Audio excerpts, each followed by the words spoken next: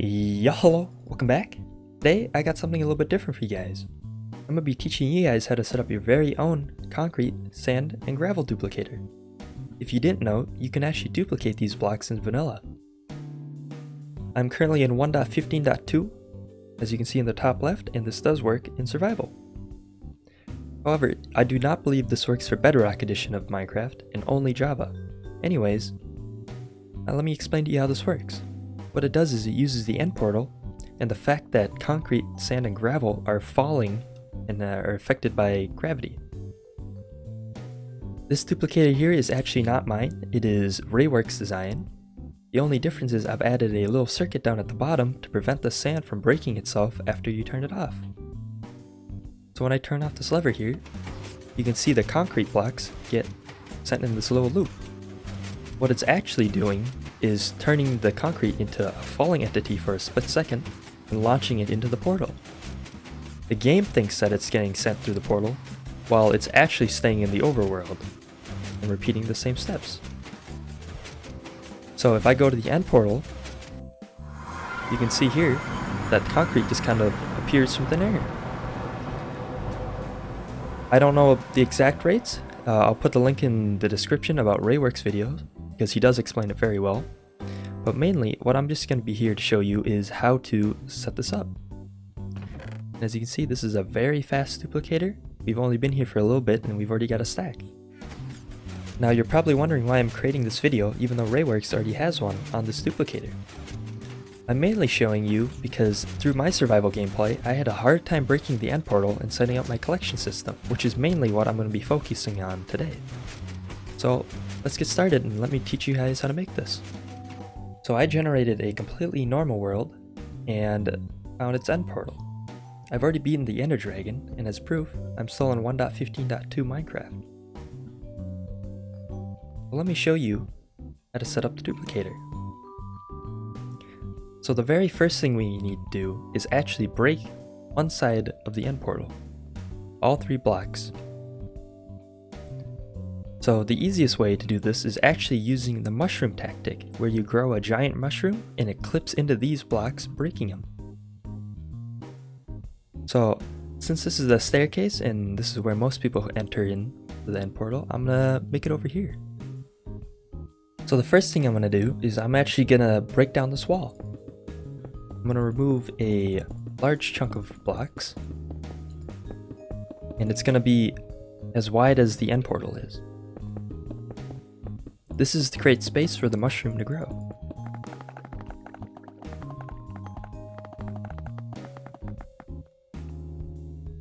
So I've finished creating the room. Like I said, it's as wide as the end portal, which is 5 blocks wide. And from where the lava pool is, I went back a total of 6 blocks. This is just to give enough space to grow the mushroom. I also made it 6 blocks high. Now if these 3 are the end portal blocks that you want to break, we're going to go 1, 2 blocks away and place down a piece of dirt. Next, I'm going to check if the light level is low enough, which it is because it is light level 10 here, and you need a minimum of light level 12 and below to grow it. So I'm going to place down a red mushroom, and then from where this red mushroom is placed, I'm actually going to go down 6 blocks, or go up 6 blocks, like so, and I'm going to break the 5 underneath it. So at the 6th block, you have to have a block there. And then you place on the red mushroom. I'm going to go on game mode survival, just to show you that this works in survival. And I'm going to take my bone meal and right click on the mushroom. Oh, as you can see, that actually took the first try. And what it does is it grows the mushroom into the end portal. And now you can just break the mushroom and the end portal is gone. This works on all 4 sides, as long as you have the same conditions and have that 1 block up at the top. Okay, so that's the easy way to how to break the end portal. If you had trouble with this and it's not growing for you, I recommend taking out the lava here. Sometimes that has prevented me from growing the mushroom. So now that we've broken the end portal, That room that I created earlier for the mushroom to grow should be all we need to create the concrete duplicator. I created some extra room on the sides just so that you guys can see what I'm doing. But anyways, find out where this void portal is. You put down a sticky piston right underneath it, pointing away from the portal. I'm going to put a block underneath that and run down 3 blocks back. 2 pieces of redstone there and a redstone torch, just like so. Now you're going to go 3 blocks back again, except this time 1 block lower. We're going to put a repeater here set to 2, redstone dust here, and a block with a redstone torch, just like that. You're going to put a piece of redstone dust right there. Now pick either the left or the right side. This is where the lever goes, so it doesn't matter which side you pick. And I'm going to pick the right side. We're going to go from where this redstone torch is, pointing towards the back, set to 4, and a redstone dust right there. From where the redstone torch is, down 2 blocks, and this is where your lever goes. This is the only place it can go. Redstone dust there, block there, repeater, set to 2, or actually no, set to 1, and they're going to run it into a block diagonally from this one.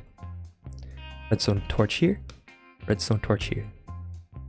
I'm going to put a block there, and another block to the left of it, repeater there, redstone dust here, set this repeater to 2.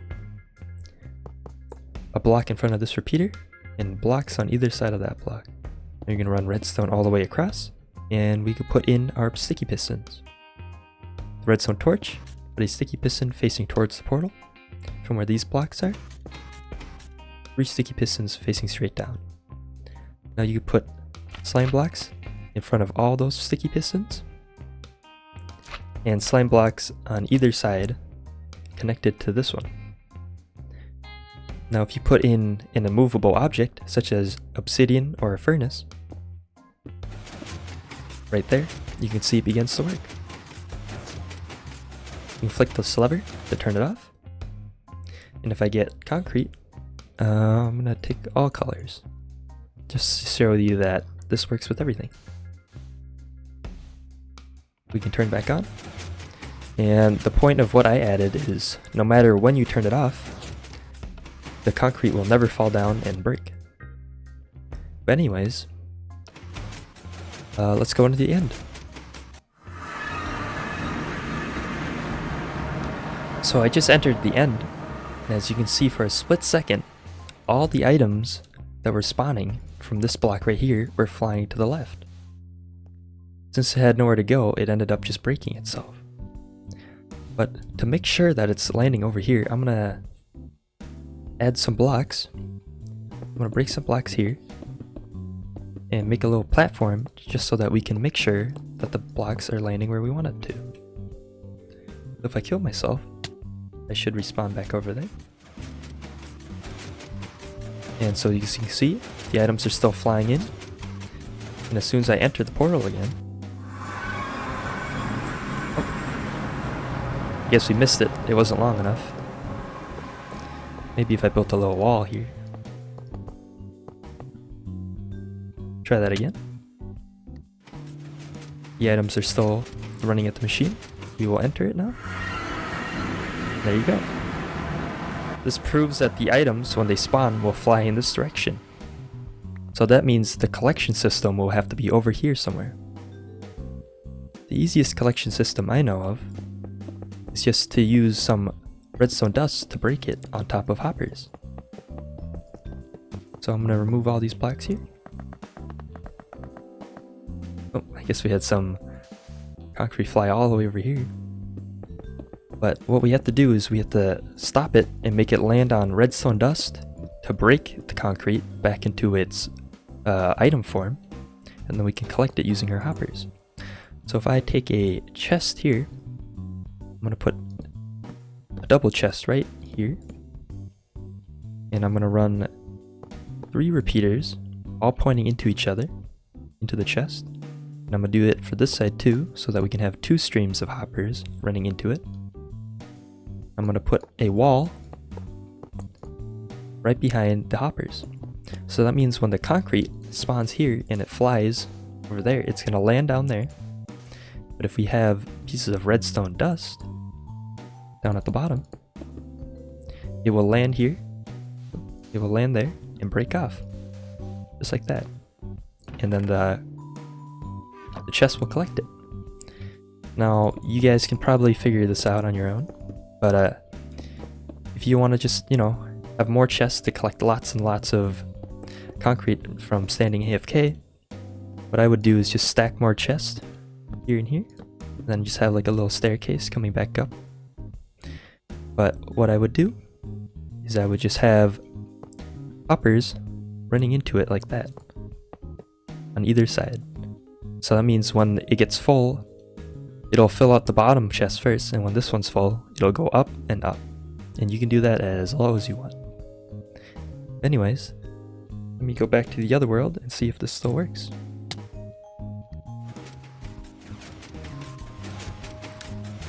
So one thing I would recommend doing is actually turning this off every time you go into the portal, because most of the time that will actually break these concrete blocks by sending them through the portal and glitching it out, so it will be gone when you come back.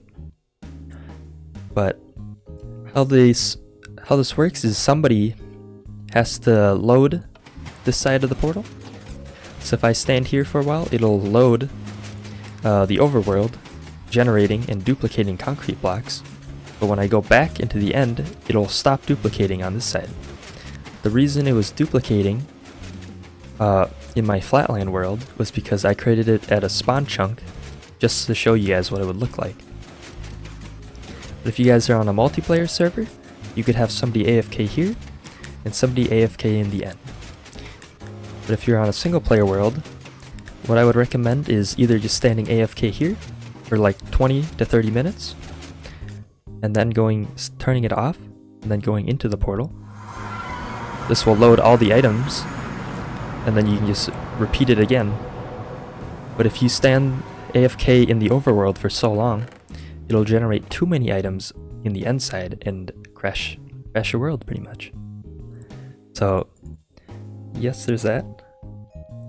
But what you could also do is create a chunk loader using another portal on the overworld side, and then stay AFK in the end.